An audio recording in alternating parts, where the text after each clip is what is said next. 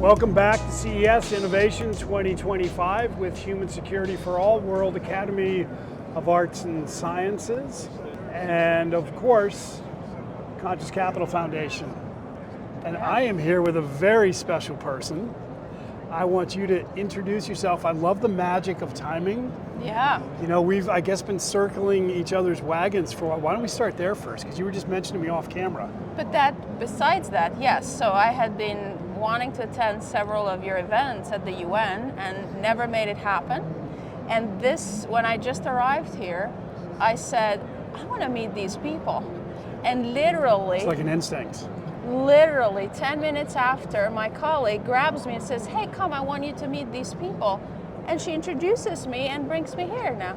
So Perfect. Isn't that amazing? Oh, isn't that amazing how it works? But that's how it works. That's how Right. it always works. Yes. We pay attention And we're present. and we're present. Yeah.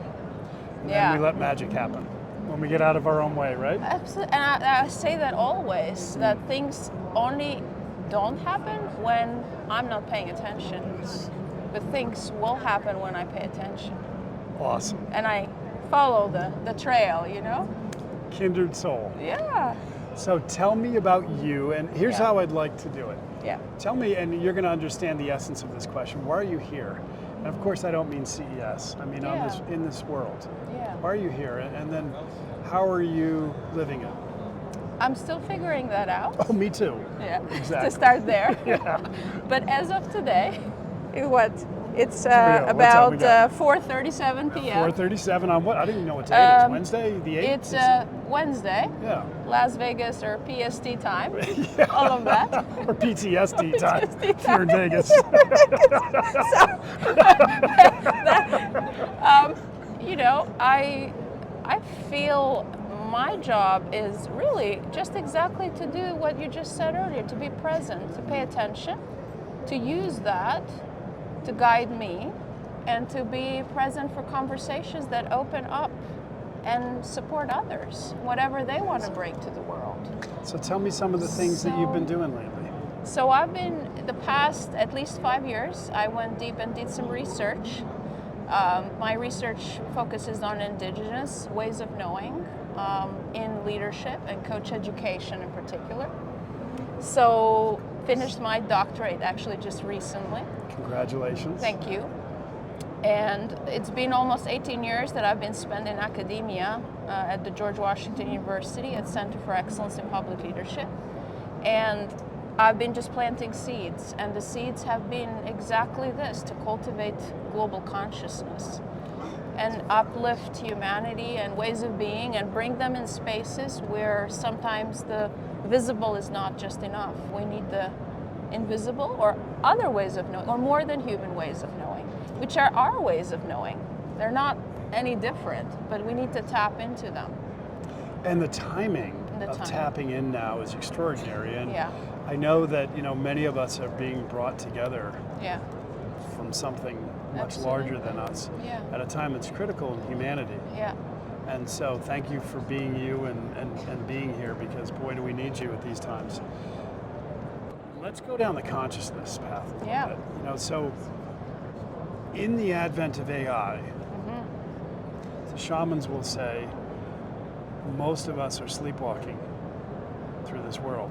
Yeah. We're either in the past or in the future, and very seldomly, as you said earlier, in the present, Yeah. paying attention. And when we add the advent of AI to Yeah. that, and you have massive replacements and a disruption in jobs Yes. and purpose for humanity, Yeah. the concern that I have is that if we don't move forward with the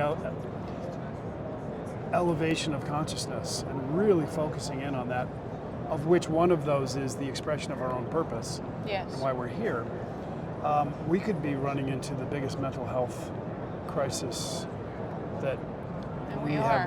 We Yeah. are, aren't we? I mean, we're already. We are in in that it, aren't we? crisis, but this can accelerate it even more. Yeah. I was just talking to a young guy today, and he said, I was asking how is he using AI, and he said, well, I'm using actually to formulate emails, because it's easy for me just to dump information and it creates it for me, and it's boom, done. Yes. And there's nothing wrong with that.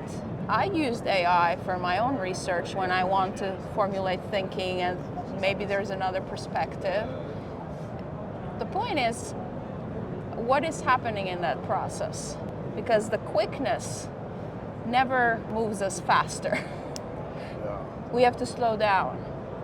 It's that critical thinking that comes with it. So what's going on when you are processing and writing an email down?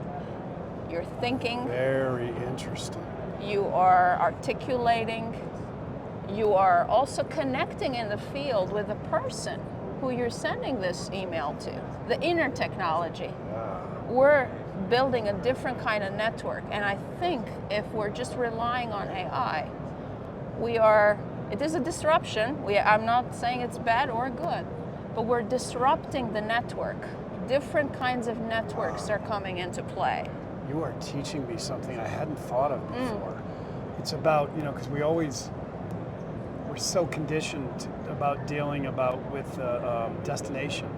Yeah. And what you're talking about is the value of the journey of the creation. Absolutely. And how that is fundamentally being shifted. But think about this, for everybody who's listening right now, that's profound.